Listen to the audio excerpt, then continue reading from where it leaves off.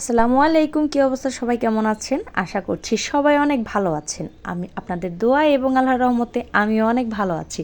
তো রোজকার মতো চলে এসেছি আবার নতুন একটা কেকের ভিডিও নিয়ে। আর আজকে আমি সেই কমন একটা কেক নিয়ে চলে আসছি, যেটা হচ্ছে এইবারে সিজনে হচ্ছে আমি বাচ্চাদের মুখে ভাতের থিম কেকগুলো অনেক করেছি, অনেক অনেক করা হয়ে গিয়েছে, এক এক ধরনের ডিজাইনে করেছি। তো আজকে আমি নতুন একটা কেক নিয়ে চলে আসলাম আপনাদের মধ্যে।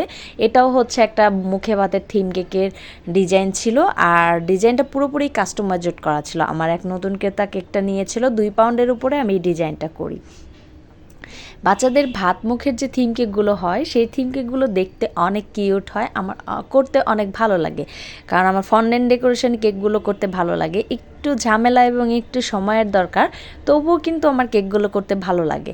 আর বাচ্চাদের থিম কেকগুলো করতে আরও ভালো লাগে, কারণ এখানে নানান ধরনের ফলমূল, প্লেট, মাছ মাংস তৈরি করতে হয়, এইগুলো করতে আমার খুবই ভালো লাগে। তো আজকের কেকটা অবশ্যই আজকের ভিডিওটা ভালো লাগবে আপনাদের।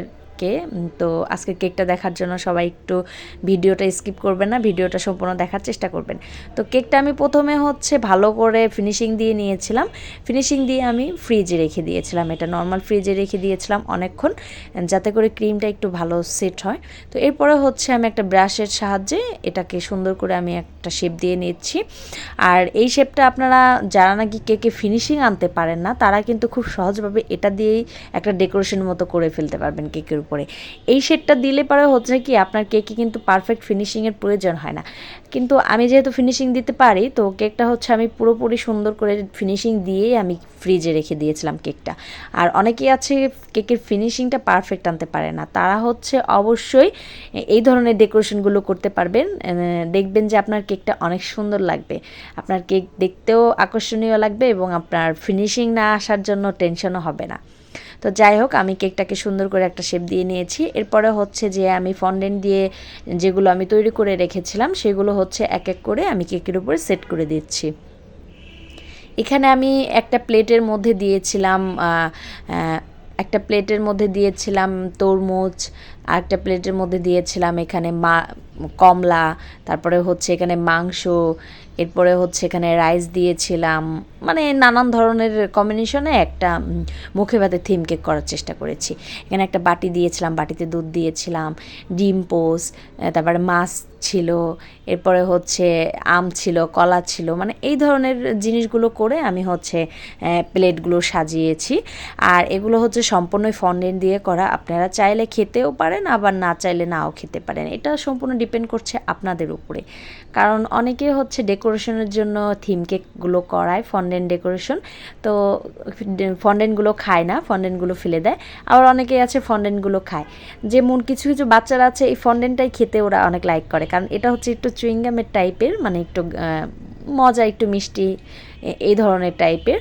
তো আপনারা চাইলে খেতেও পারেন আবার চাইলে ফেলেও দিতে পারেন, এটা আপনাদের উপর ম্যাটার করে। তো যাই হোক, আমি আস্তে আস্তে সব কিছুই সুন্দর করে সেট করে নিচ্ছি। এখানে প্লেটের উপরে যা যা দেওয়ার দরকার দিয়ে নিচ্ছি। এখানে চেরি, কমলা, সব ধরনের আম, কলা, তারপরে হচ্ছে এখানে তরমুজ, এই ধরনের ফলমূল রেখেছিলাম। আর দেখতেই পাচ্ছেন কি সুন্দর দেখাচ্ছে। তো এরপরে হচ্ছে আমি কেকটার ঠিক মাঝখানে আমি বাবুটার নাম লিখে দিয়েছিলাম। বাবুটার নামটা মাঝখানে সেট করি, এতে করে আরও সুন্দর দেখায়। এরপরে এই কেকটার আউটলুকিংয়ের জন্য, যাতে করে আর একটু বেশি সুন্দর দেখায়, এর জন্য হচ্ছে আমি কিছু ছোট ছোট 0 সাইজের সুগার বল দিয়ে দিয়েছি, সাদাটা। তো সাদা যেই সুগার বলটা থাকে সেটা হচ্ছে আমি সারা কেক ভরে দিয়ে দিয়েছি, যাতে করে কেকটা আরও বেশি সুন্দর এবং গর্জিয়াস লাগে। এই ধরনের থিম কেক এবার আমি অনেকগুলো করেছি, আলহামদুলিল্লাহ ব্যাপক সাড়া পেয়েছে আমার এই মুখে ভাতের থিম কেকগুলো। আমার এগুলো করতে বরাবরের মতোই ভালো লাগে এই থিম কেকগুলো। তো পুরো কেকের গায়েও আমি ভালো করে দিয়ে দিচ্ছি, উপর সাইডটাও আমি সুগার বল দিয়েছি এবং কেকটার সারা গায়েও আমি ভালো করে সুগার বল দিয়ে নিচ্ছি। এই সুগার বল দেওয়ার কারণে কিন্তু কেকটা আরও বেশি গর্জিয়াস লাগছে আর বেশি সুন্দর দেখাচ্ছে। আর আপনারা যারা কালারফুল ফন্ডেন্ট দিয়ে কাজ করবেন তারা কালারফুল ফন্ডেন্ট দিয়ে কাজ করতে পারেন। আমি যেমন এখানে সব কিছুই সাদা ফন্ডেন্ট ছিল, তো আমি জাস্ট সাদা ফন্ডেন্টের মধ্যে কালারগুলো মিক্স করে করে এইগুলো থিমগুলো বানিয়েছি। এখানে কিন্তু আমি নানান ধরনের কালার ইউজ করি নাই, এটা হচ্ছে সম্পূর্ণ সাদা ফন্ডেন্টের মধ্যেই আমি ফুড কালারগুলো মিক্স করে কালার এনেছিলাম।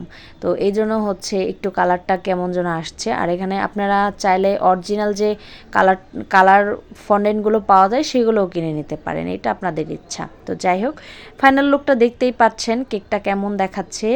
আশা করছি সবার কাছে আজকের ভিডিওটা অনেক ভালো লেগেছে। ধন্যবাদ সবাইকে।